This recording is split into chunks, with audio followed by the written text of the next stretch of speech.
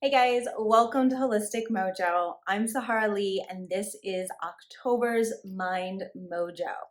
So, at the end of September, we did a Spirit Mojo session on the conception vessel and connecting to our intuition. And now we're going to talk about the flip side of that conception vessel, the governing vessel, which is a yang aspect. It's warm, it's the sun, it's masculine, it's really powerful. It's invigorating, shall we say. And we're doing this with the mind aspect because with conception vessel, it was about connecting to our higher self and our intuition, our spirit. But the governing vessel actually is about clearing out the emotional mind. So it's doing a little bit of house cleaning for the mind. So I wanted to put it in Mind Mojo this month. So just like the conception vessel, it runs along the midline of the body on the front and back side.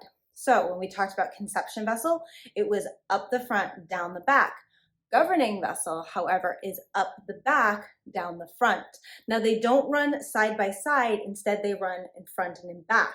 So conception vessel was superior on the front side of the body. So it went in front of the governing vessel in the front body, and then behind governing vessel in the back body. So now with this governing vessel, we are going up the back body, and it is superior. So it's closest to the skin in the back body. And then as it comes down the front body, it's posterior, superficial to that conception vessel. So it's behind it.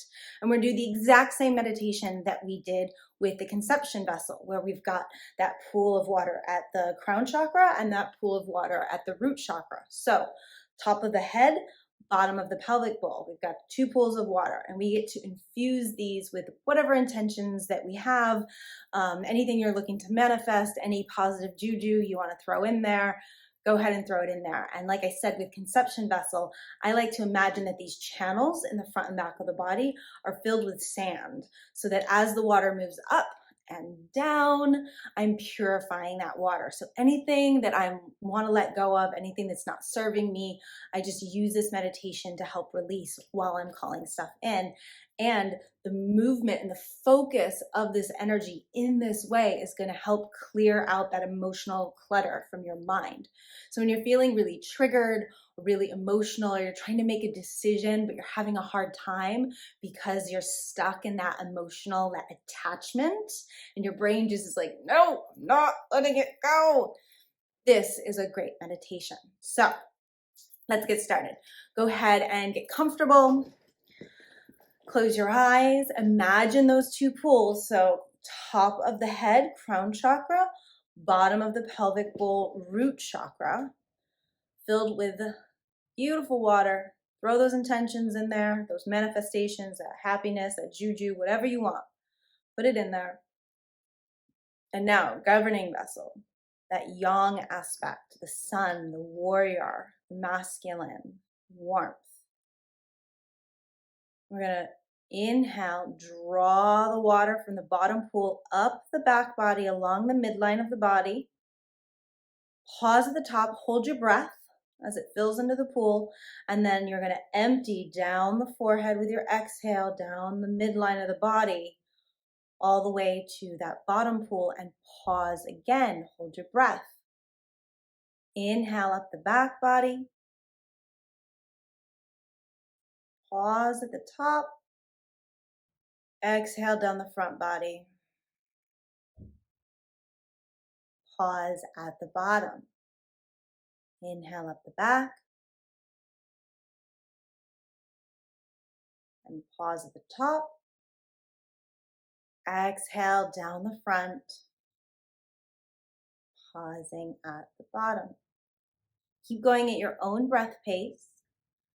You might notice that it feels a little anxious to hold the breath, to pause at the top and the bottom, and that's normal. As you practice this more and as you go further into this meditation, it's going to get easier. It's going to get easier as you slow your breath down, as your heart relaxes and comes down from whatever is going on in your day or whatever's going on around you. And just like the meditation with the conception vessel, you can do this as long or as short as you like. So if you're doing the dishes, You're changing a diaper, you're at a stoplight. You don't have to be holding still either. You can be doing this walking down the street. If you've just come from some place where you've been triggered, you're out for a walk, you're just looking to clear your head, you can do this meditation while you are walking, running, anything. We oftentimes think that meditation needs to be sitting still in silence, no one around, but that's just not true. Meditation is something we can be doing every second of every day if we want to. And eventually you can kind of work your life in a way that everything becomes a meditation. We start to release our attachment to what's happening to us, and every moment just becomes a prayer, it becomes a meditation. And then you're really living it. So yeah, meditating in like complete silence with nobody around and, sitting there like Buddha is great practice, but functionally, it can happen every second of every day.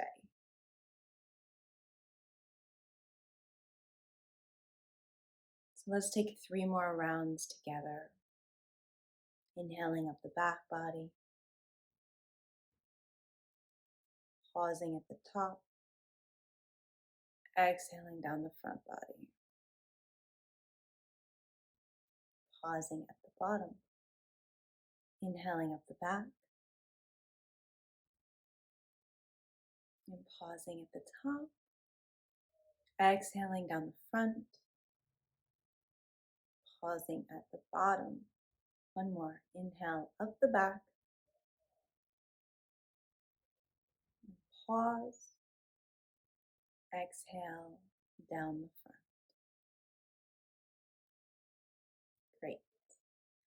So you can always actually run those 2 meditations simultaneously. So if your brain can handle it, you can imagine from those 2 pools as you inhale energy going up both of the channels, front and back, and then coming down both of the channels. So remember, whatever's going in front, going up in the front is in front, and whatever's going up in the back is in front. So if we're going up, we are in front. If we're going down, we're in back. If that makes any sense at all. And you can try to think of moving those 2 at the same time and start to really challenge your imagination, essentially, because that's what awareness is. Like oftentimes we can't necessarily, like awareness really is just connecting to imagination and imagining what something looks like, imagining what something feels like, until you can actually manifest that in your body. Because if you live in a world that, if you live in the world today, it's full of stress, it's full of just craziness. So sometimes we have to use our imagination to imagine, like, oh, what would peace be like? If we've got like 4 kids running around, we're homeschooling and we're sheltering in place, or even if you're just alone, there's so much going on. We have to start imagining and using our imagination to take us where we want to go. That's how we manifest things in life. That's how we call things in. That's how we clear things out. Like I can't just like pull stuff out of my body physically and get rid of it like bad juju. I have to imagine it leaving my body, and that's how I create magic, is imagining. So start to use your imagination and start to bring more magic into your life and release all the crap that you don't need. Okay? Have a great one.